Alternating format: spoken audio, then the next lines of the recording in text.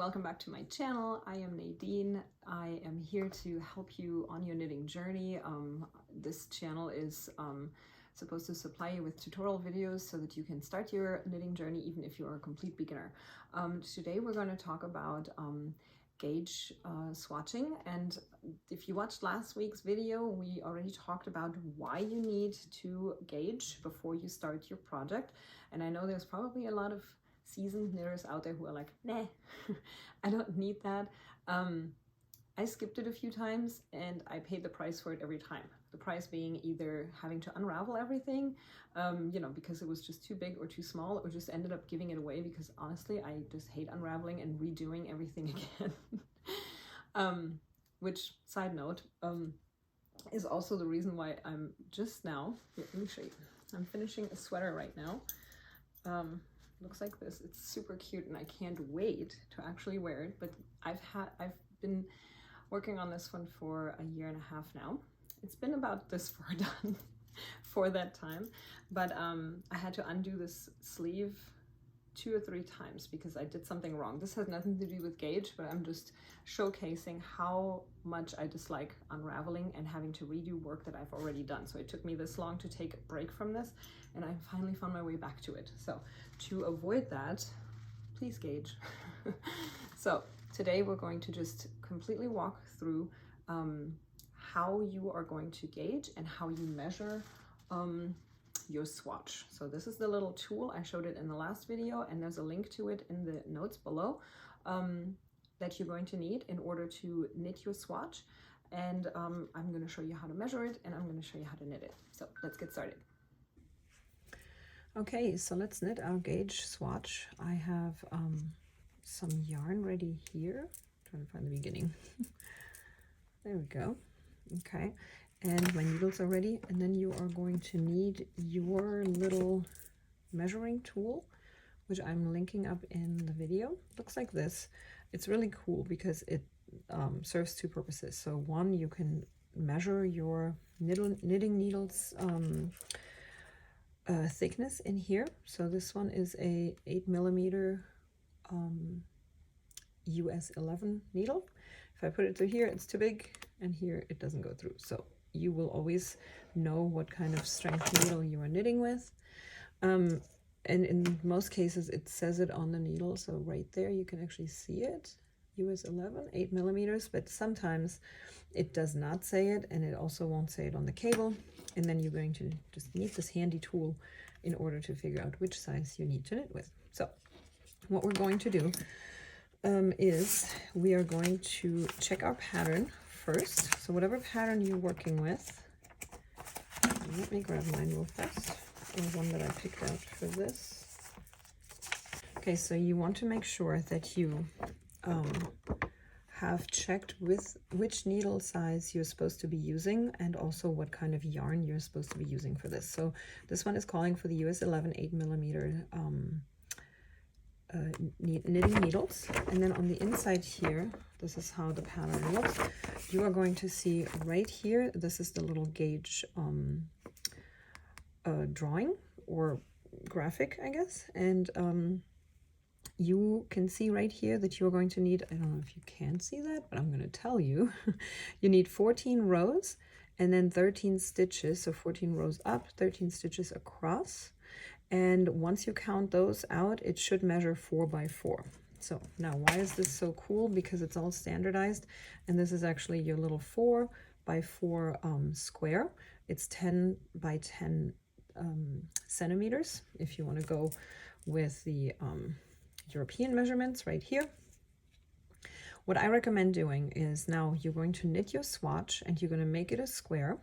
I would say add about 3 rows to the row count that you have. So we've said it's a 14 row count, so I would make 17 rows, and instead of 13 stitches, I'm going to knit 16 stitches, just so that yours is a tiny bit longer and you have an easier time laying it on top, and then count your rows and your stitches. So let's get started with that, and I'm going to speed it up for you so that you don't watch me knit an entire gauge swatch, because that would be probably a little bit too boring. But you can definitely use this video, sorry, I'm not thinking, to you know, to follow along when you make your first gauge as well. So counting here, 2, 3, 4, 5, 6, 7, 8, 9, 10, 11, 12, 13, 14, 15, and 16. So if you were like, wait, what? How fast was that cast on? You can head back to my videos and just check the cast on video, and I am doing all of this in slow motion so that you can cast on your project step by step. 2, 4, 6, 12, 14, 16. Okay, so we have 16 stitches now, and we're going to start now. Oh, and I forgot to mention, it does say in this one that we are knitting, because it matters in what stitch we are knitting right here. So this one is actually calling for rib stitch. I'm going to show it to you again. So 1 by 1 rib stitch, meaning 1 knit, 1 purl, 1 knit, 1 purl. That is just what the entire pattern is calling for, because the sweater is knitted in that pattern. You will have to pay attention to that, because it matters when you actually knit your gauge, because some stuff, like my new jacket that I showed you earlier today, is knitted in garter stitch, which is all knit stitches, and then you will have stockinette stitch oftentimes. So just make sure that you knit your actual gauge swatch in the pattern that it's called for. Okay, so we're going to just knit the first one, and then from there I'm going to knit and then purl, because that's what the rib stitch is calling for. And you want to have your gauge swatch as close to the final product as possible, because this is how you're going to be able to measure if your tension is correct, if you're using the right needles, if your yarn is, you know, the right thickness, and if it's all matching up. And that's why we gauge in the first place. If you missed the video where I talk about why you want to gauge, go back. It's the last one before this one. And you should then just be able to, you know, understand why this is so important. And I know not a lot of people do this, but I have learned my lesson, and I'm really kind of big into doing this. So I don't want to knit something just to find out later, you know, that it doesn't fit me, it's too small, or even too big. That happened to me twice, actually. And I did do a gauge, but I didn't do it right, so I ended up having to give it away. And, you know, as nice as that is, I really wanted to make it for myself, and I wanted to keep it, so that was kind of upsetting. So gauging we are. So I'm just gonna keep doing this right now. I could talk to you for a while I do that, but I might save that for a live video so you can actually interact with me and ask some questions. At this point, I would just be talking to myself. So let me speed this up so that I can then show you how we actually, oh, come on, here we go, how we actually measure this. Okay, so I will see you in just a few minutes. Okay, so I made it to the last row. So I made 2 rows longer than I was supposed to do, just so that we have some space to measure. And now all you're going to do is bind off in the pattern. So we're doing the one by one rib, meaning we knit 1 and we purl 1. So we're just going to continue that through the bind off row. And here's a knit, and then you pull this over. In case you need a refresher on the bind off, you can also go to the video that I made, which was in some of the previous weeks. Just go ahead and check my videos, it's in there. But all you basically do here is purl the purls, knit the knits, and bind off as you go. And then we are going to be ready to count our rows and stitches and see how our tension is and how swatch came out, and if we are good to go to knit everything. It's always kind of an exciting, but sometimes also anxious part, because if you don't hit the gauge, you kind of have to adjust, and I'd rather not have to adjust if I don't have to. So let's hope for the best, but I'll also show you what happens if you do not hit your gauge and what you can do then. Okay, So we're all done here. It is complete. So now you have your little end here and one here. You could weave them in, but I would not waste the time on that. Just cut them off and be done. Now what I do, I give these, when I'm done with this, I give these to my daughters because they love using them as little blankets for their dolls or as a little coaster for under their flower pots, which is so cute. So they don't go to waste here. What you also could do once you're done with your measuring and, you know, figuring it out, and don't cut this off, do not cut the long one off, and you can just unravel it again and use it in your project. So either way works. Okay, so here we go now, and we're going to make it to where it's nice and neat, you know, straight edges. So you're going to kind of shape it a little bit, but we're not stretching it like crazy or anything like that. And then here you see your rib pattern that I just knitted. So you got one knit and the purl is inside the knit, the purl. And now we get to use this cool tool and we put it right over the top and make sure that all the rows are nice and straight. And then I like to just grab my knitting needle to help me count. Sorry. All right, so now what you want to do within the little window that you have here, you want to make sure that you line up your rows so it's a little easier to see right there.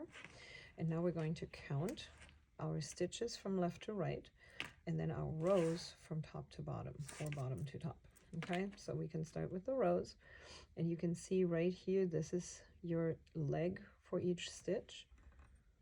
So you can actually just count up from here. So 1, 2, 3, 4, 5, 6, 7, 8, 9, 10, 11, 12, 13, 14, and I have 15. I was supposed to have 14. So let's count across here. So you see this is one stitch, and then there's one in between, and then this is the next one, and there's one in between. So you're gonna have to just make sure that you know what pattern you have going on. When you have a rib stitch, it'll look a little bit different, and you just need to make sure you know what they look like so you can actually count stitch by stitch. So we got 1, 2, 3, 4, 5, 6, 7, 8, 9, 10, 11, 12, and 13. Let me check my gauge. It did say I need to have 13 stitches across and I need to have 14 rows. So in my case, I'm going to double check and count again just in case, because the stitches are correct. So now let's go up and I'm counting here. 1, 2, 3, 4, 5, 6, 7, 8, 9, 10, 11, 12, 13, 14, and the 15th is kind of like up here. So I would say it is like not even a quarter of the stitch that is showing. So we are on gauge on either side. When you do use the recommended yarn for the pattern that you purchased and the recommended needle size, you should get this for the most part, this result. But of course there are times when you may not be able to get this and you have 1, 2, or even 3 stitches more, or you have more rows or even less, and that happens as well. So let's talk about what you can do if that's the case. Okay, so what could happen is obviously you could have less rows and less stitches in your window, and if that's the case, you are going to have to adjust your needle size to one size larger, because what needs to happen is you basically need to kind of stretch it out a little bit. So you need a larger needle size, or what you can also try is knit a little bit looser than you have, but I personally find that a little bit challenging, so I usually change the needle size to one larger. And it goes the other way around as well. If you don't have enough stitches in here, you're going to want to shrink it down a little bit, so you're going to need to adjust your needle size down a little bit. That's where my interchangeable needles come in, actually, because you have an entire you know, case to choose from, and if going up and down a needle size is not a problem if you have a whole case of them. Could be a little bit of a challenge if you only have the needle size that you purchased for the kit. In that case, I would definitely recommend adjusting your tension a little bit and just knit a little bit looser or tighter to meet your gauge. But this is how you do it. It's very simple. And again, if you have, for my beginners here, I do recommend just grabbing a knitting kit, meaning that, you know, the yarn, the needles, and the pattern will come together so that it's basically, the perfect starting point for you. And really it comes down to the tension. It's all made for each other. So I would highly recommend that. You can go into my Instagram. I'm also going to put it below here. There's a link where you can get your knitting kits at We Are Knitters or at Lion Brand. Those are my two favorite places where I buy my knitting kits. And in that case, I would definitely still make the gauge swatch, because it's nice to see that it matches up. But now I feel confident that, you know, whatever I'm going to knit based on the pattern that I used is going to fit me. And I think that's totally worth these few minutes that it just took me to make this swatch. Okay, friend, I hope you enjoyed this video. I try to make it short and sweet so it doesn't take a lot of your time and you can actually go and get to knitting. Save this video, subscribe to the channel so that you don't miss the next videos where we're going to go over just a few more things that are great for your knitting journey. In the meantime, I hope you take my advice and you are going to knit a gauge swatch before you start your next project. I would love to hear in the comments what your next project is going to be, and come join our free Facebook community. It's called the Casual Knitters. I'm going to put a link below as well so that you can just click on there and join us, and that's where you can show your actual project and you can tag me in there, and I can't wait to see it. In the meantime, hop over on my Instagram and let's chat over there. I'll see you next time right here on the same channel.